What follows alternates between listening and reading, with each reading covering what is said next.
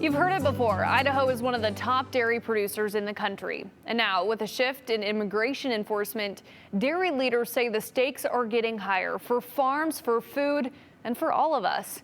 In today's Inside Ag, we spoke with the CEO of the Idaho Dairymen's Association to break down what's happening and what's at risk. Things really are pretty uneasy right now. For decades, dairy leaders have asked Congress for something, anything, to help them legally hire workers that they depend on. We've been trying to, get Congress to move on expanding the H-2A program or give us a completely different visa.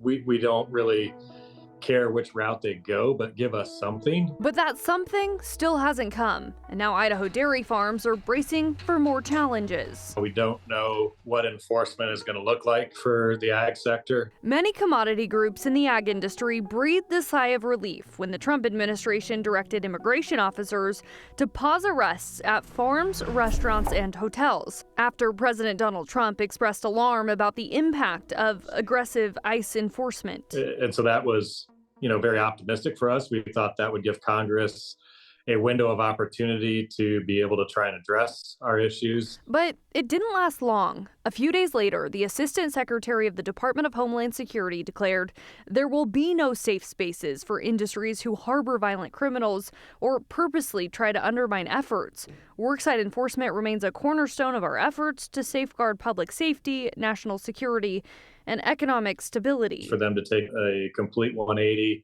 and say, no, we're going to pull that back and we're going to go back to enforcement in these areas.